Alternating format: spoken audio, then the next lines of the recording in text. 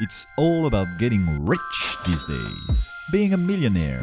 Luxury cars, watches, travels are advertised all over the place. And the message is clear. Happiness can be bought. And it doesn't come cheap. But what if all of that was actually bullshit? What if happiness was way cheaper than we thought?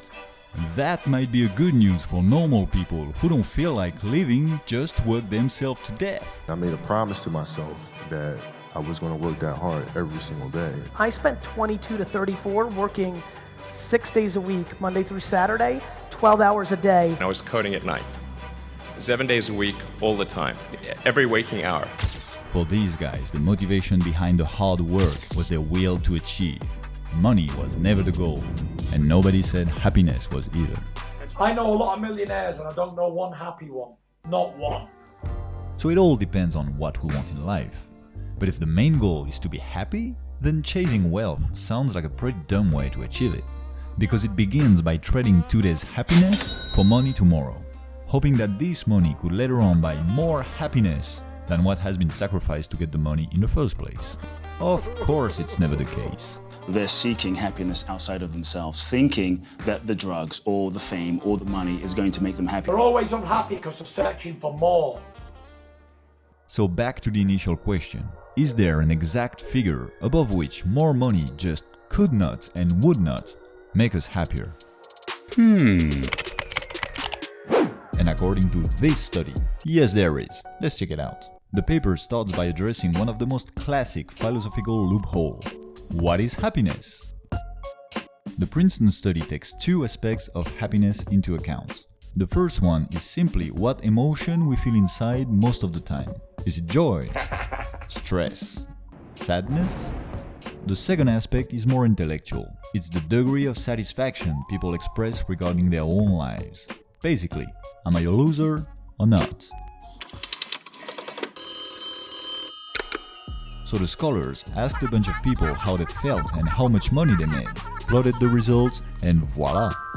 All curves related to emotional well-being, how we feel in the moment, show a clear increase with income. Clearly, the more money we have, the more joyful and the less stressed we are likely to feel.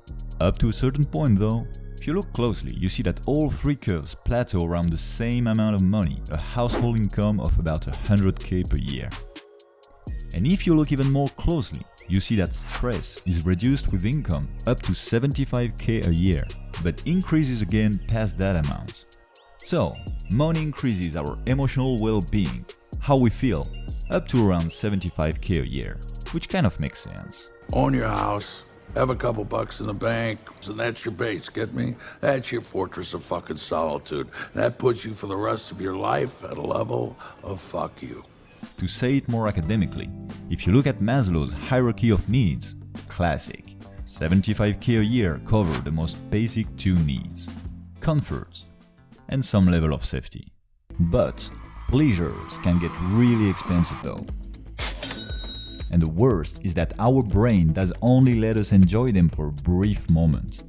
The Iranian Bruce Wayne, Dan Bilzerian, knows quite a bit about that. People ask why rich people aren't as happy, and I just think it's because they've upped the bar so far that only the best things satisfy them. Anyway, if we keep away from expensive, useless stuff, 75k a year gets our comfort and safety covered. A house, maybe a pool. Then what? I got a house with a pool. I haven't been in the pool in 25 years. That's the voice I hear when I walk towards my pool. This is what you do now? Well, you sit in the pool, you're a big Beverly Hills guy now, you got nothing to do, you got nothing broken around here. By the way, that's Jay Leno's house and garage. And the guy doesn't even stop by the pool, ever. That's because, obviously, there's more to life than fancy stuff. Achieving your potential, being who you were meant to be, and getting your self-esteem pumped up in the process.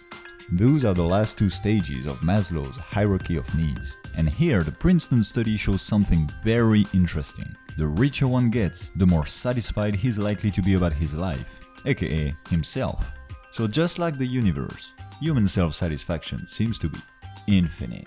And as long as you're climbing the social ladder, self-satisfaction can always be increased. But here's the paradox that makes life more interesting. How great your life is has nothing to do with how much you actually enjoy it. That's what's plotted here. As they make more money, people are more satisfied with their lives, but actually not feeling any better. Once you make about $60,000 a year for your family, but let's say for you personally, additional income has zero impact on your quality of life. Zero. So why work 80 hours a week? Well, men will do it, some men, very few. A handful of hyper-competitive men who are obsessed with hitting the pinnacle of the given dominance hierarchy they're in will happily work 80 hours a week, and they'll forego everything else. Relationships, family, children. Money can actually buy some decent happiness. It's the art of enjoying what you have that can't be bought. It has to be learned. Once you have all the money and achievements, you still have to put up the work to be able to enjoy it. Basically, so then what I did was I got into doing stand-up, and then all I worked on was being a comedian. And then after about 15 years, I was 15 years good being a comedian, but everything else in my life was still at the starting line. Still didn't hear the starter pistol, which is why I'm still not married. I don't have any fucking kids, because now I'm dealing with shit in my personal life that I should have dealt with when I was like 26, 27, 28. Living is an art, and it's a game that cannot be played alone. And by the way, the study has left one of Maslow's needs out of the equation, the trickiest one: love. I know too many people who are very wealthy who have what I consider a poor quality of life. Just because the wealth is the point. You love your dog hangs out with you like fucking Scooby-Doo, your kids like you. You're living an adventure of a life. Thanks for watching.